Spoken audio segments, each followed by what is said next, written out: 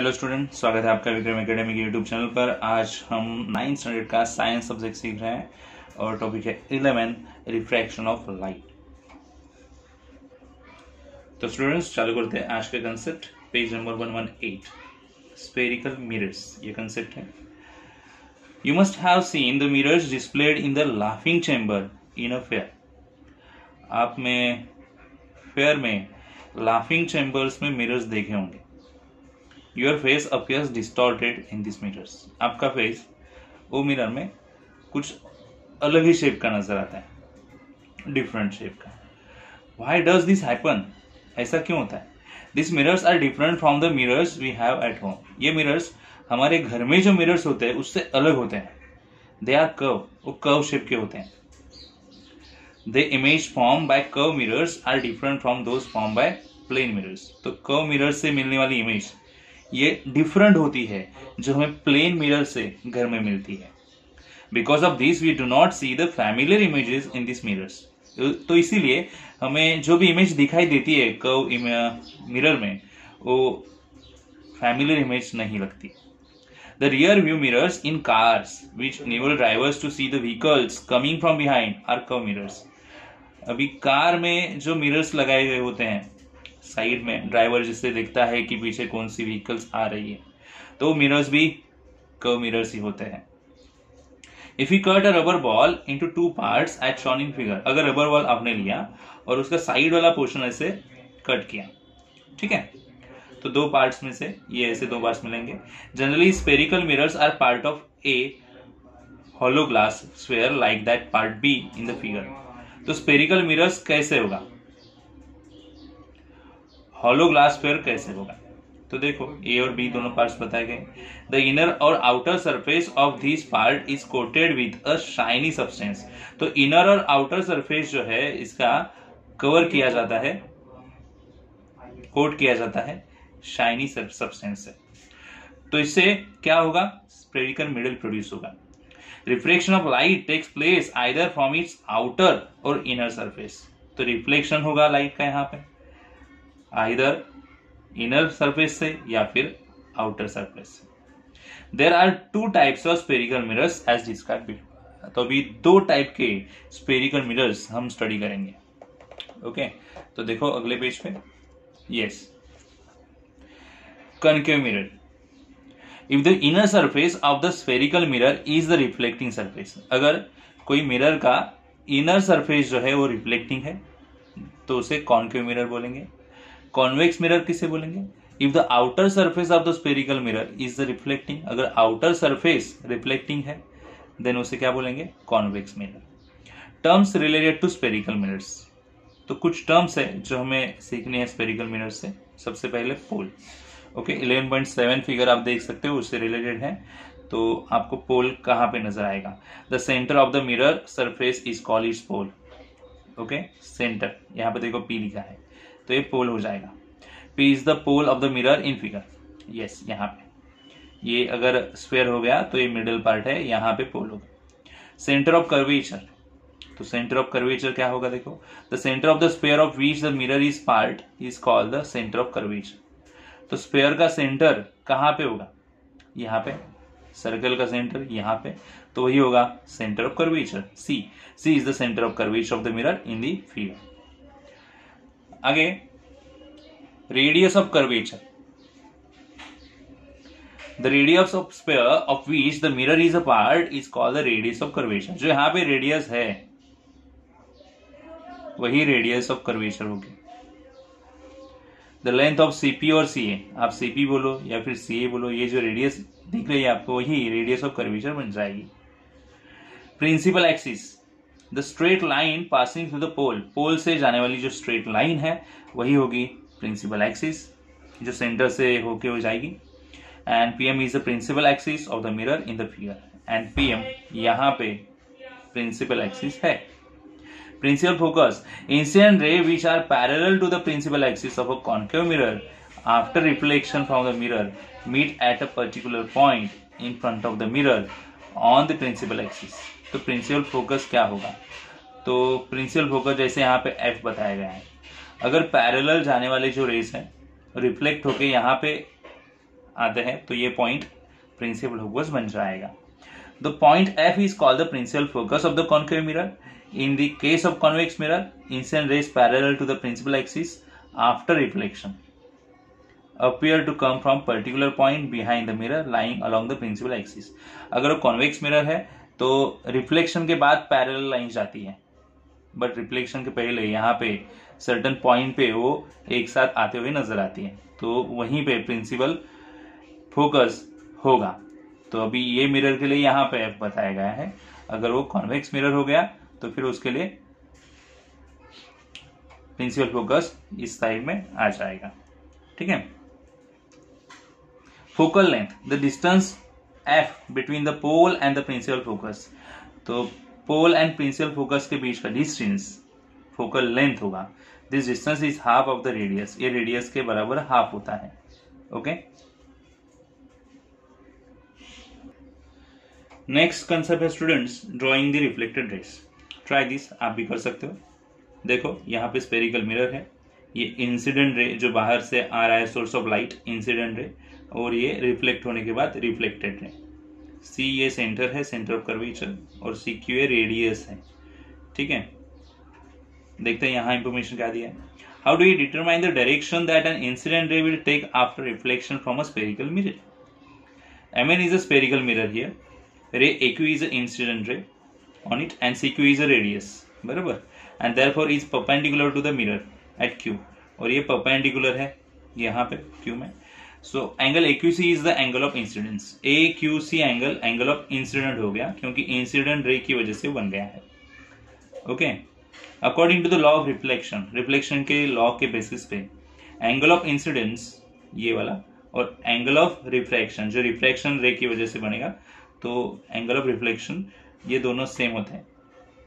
The while drawing the reflected ray QB, तो जब आप QB ड्रॉ करोगे तो याद रखने का ये दोनों मेजर्स सेम होने चाहिए। इंसिडेंट रे और रेडियस के बीच का एंगल और रेडियस और रिफ्लेक्टेड रे के बीच का एंगल सेम होगा, तो सेम एंगल पे आपको पता चलेगा कि रिफ्लेक्टेड रे कैसे जाएगा। तो ड्रॉइंग द रिफ्लेक्टेड रे इस तरह से आएगा। We can study the images produced by spherical mirrors by drawing ray diagram। तो हम स्टडी कर सकते हैं रे डायग्राम ड्रॉ करके किस तरह से स्फेरिकल मिरर से इमेज प्रोड्यूस होगी। Ray diagram is a depiction of the path taken by light rays. तो रे डायग्राम से पता चलेगा किस तरह से लाइट रेज ट्रेवल करेंगे। Okay, to draw ray diagram we use the following rules. कुछ रूल्स है जो आपको सीखने हैं यहाँ पे। Okay, see first one, if an incident ray is parallel to the principal axis, then the reflected ray passes through the principal focus। अगर incident ray parallel है तो रिफ्लेक्टेड रे प्रिंसिपल फोकस से जाएगा, मतलब F से जाएगा। देखो diagram, पहला डायग्राम रूल 1 का, अगर पैरेलल सोर्स है लाइट का इंसिडेंट रे, तो जो रिफ्लेक्ट होके जो रिफ्लेक्टेड रे आएगा वो प्रिंसिपल फोकस यानी F से जाएगा। गया first rule. If an incident ray passes through the principal focus of the mirror, the reflected ray is parallel। अगर इंसिडेंट रे F से जा रहा है देखो, तो रिफ्लेक्ट होने के बाद वो पैरेलल होगा। If incident rays passes through the center of curvature, अगर सेंटर ऑफ कर्वेचर से जाता है तो क्या होगा, रिफ्लेक्टेड रे सेम पाथ से रिटर्न आएगा, जैसे जाएगा वैसे आएगा। अगर वो सेंटर ऑफ कर्वेचर से जाएगा तो जैसे जा रहा है वैसे ही रिटर्न आएगा। तो ये 3 रूल्स है रिफ्लेक्शन ऑफ लाइट के लिए। ओके, तो ये इंपॉर्टेंट है, आपको अच्छे से नोट करके रखने हैं, हाईलाइट करके रखने हैं। ठीक है। नेक्स्ट कंसेप्ट है students, images form by a concave mirror. Try this बोला है। मटेरियल, कैंडल और ग्लास लैम्प चाहिए, 2 कार्डबोर्ड बॉक्सेस चाहिए, large cardboard sheet, white paper, concave mirror, metre ruler and wooden block. Action करना क्या है, देखो, take the cardboard box large enough to hold the candle और लैम्प। तो बड़ा सा कार्डबोर्ड बॉक्स ले लो जो होल्ड कर सके कैंडल और lamp. Cut off one side and place the candle inside. एक साइड से कट करो और अंदर कैंडल रखना है। Cut out an arrow shape slit from one side so that we get an arrow shaped light source। make a screen of size 20 cm and 30 cm। तो इस तरह से पार्ट कट करना है कि एरो शेप लाइट जो है वहां से आ सके। sticking a white paper on the cardboard sheet and set it up vertically with the help of the wooden block. तो वहां पे व्हाइट पेपर स्टिक करना है कार्डबोर्ड पेपर पे एंड इस तरह से रखो वुडन ब्लॉक पे कि वो वर्टिकली खड़ा रहे. Fix the mirror vertically on the other cardboard box by making a slit on its top surface. तो आपको मिरर भी वहां पे फिक्स करना है वर्टिकली. ठीक है. Place a screen near a window and place the mirror in front of it such that the image of the sun or some far away object forms clearly on the screen. So, screen कैसे रखना है वहां पे? तो screen रखनी है window के नजदीक, इस तरह से रखो, और मिरर भी वहां पे पुट करना है in front of it such that image of the sun और some far away object forms clearly on the screen. इस तरह से रखना है कि इमेज जो बनने वाली है वो क्लियरली स्क्रीन पे दिखाई दे. तो उतना डिस्टेंस हम रखेंगे. Measure the distance between the screen and the mirror in this situation. तो स्क्रीन एंड मिरर के बीच के जो डिस्टेंस है वो काउंट करना है. This is the focal length of the mirror. वो फोकल लेंथ होगा. Set up the experiment at shown in figure 11.10. जैसे यहाँ पे एक्सपेरिमेंट बताया वैसे ही डार्क रूम में करना है. Place the mirror near the zero mark on the metre scale. Zero mark पे रखना है. And place the screen in front of it. और स्क्रीन उसके सामने. Place the light source in between the two so that the distance between the mirror and the source is a little more than the focal length of the mirror. तो उनके बीच में हमें light source रखना है इस तरह से कि उनके बीच का जो डिस्टेंस है मिरर एंड सोर्स का वो थोड़ा कैसा लगे, little more than the focal length. Focal length से थोड़ा सा ज्यादा. Okay. Obtain a clear image of the source of the on the screen by moving the screen along the metre scale. तो मीटर स्केल से आप screen move कर सकते हो जब तक अच्छी इमेज ना आ जाए, क्लियर इमेज ना आ जाए. The image will be inverted and larger than the source. अगर आप वैसे ही मूव करते रहो तो इमेज इन्वर्ट हो जाएगी, लार्जर होगी सोर्स से. As the image is obtain on the screen it is real image. Okay. और जो इमेज स्क्रीन पे मिलेगी वो रियल इमेज होगी. Now move the source away from the mirror. और वैसे ही सोर्स अगर आप दूर लेके जाते हो मिरर से सो that the distance between the two is greater than the twice the focal length. Focal length से अगर डबल डिस्टेंस कर दिया, get a clear image on the screen. तो क्लियर इमेज मिलेगी स्क्रीन पे.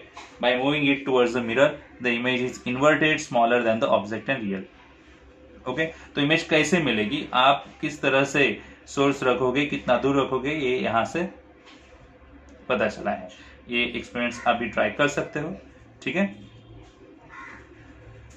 डायग्राम्स दिए है तो यहाँ पे इमेज ऑब्टेन इन अ कॉन्केव मिरर किस तरह से होगा, दो डायग्राम्स दिए. ठीक है. ओके स्टूडेंट्स, अभी टेबल हम देखेंगे. यहाँ पे इंपॉर्टेंट है. Image is form by concave mirrors. Concave mirrors में कैसे इमेज फॉर्म होंगी, ऑब्जेक्ट कहाँ पे रखेंगे. सो ये लिखा है यहाँ पे position of the object. Image कहाँ मिलेगी इसका पोजीशन बताया गया है. इमेज कैसी रहेगी और साइज क्या रहेगी. देखो, between pole and focus object कहाँ रखा, बिटवीन पोल एंड फोकस. तो इमेज मिलेगी बिहाइंड द मिरर. इमेज रहेगी इरेक्ट और वर्चुअल और साइज रहेगी मैग्नीफाइड. फोकस पे रखा ऑब्जेक्ट तो इमेज दूर मिलेगी इन्फिनिटी. नेचर कैसा रहेगा, इन्वर्टेड रहेगी, रियल रहेगी और बड़ी इमेज रहेगी, very large. Between focus and centre of curvature के बीच में ऑब्जेक्ट रखा सो सेंटर ऑफ कर्वेचर के बाहर हमें इमेज मिलेगी, इन्वर्ट और रियल रहेगी, मैग्नीफाइड साइज होगी. सेंटर ऑफ कर्वेचर पे ऑब्जेक्ट रखा तो सेंटर ऑफ कर्वेचर पे ही इमेज मिलेगी, इन्वर्ट रियल होगी, सेम एज ऑब्जेक्ट. जितना ऑब्जेक्ट है उतनी ही साइज रहेगी.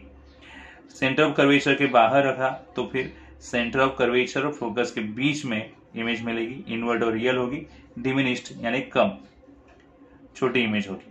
और एट वेरी लार्ज डिस्टेंस पे अगर ऑब्जेक्ट रखा है तो फोकस पे इमेज मिलने वाली है, इन्वर्ट और रियल होगी और पॉइंट इमेज होगी, एकदम छोटी इमेज होगी. ठीक है. तो स्टूडेंट्स, ये वीडियो में इतने ही कंसेप्ट हम स्टडी करेंगे. आई होप आपको सब कंसेप्ट समझ में आ गए होंगे. अभी हम मिलेंगे नेक्स्ट वीडियो में. तब तक के लिए गुड बाय, टेक केयर.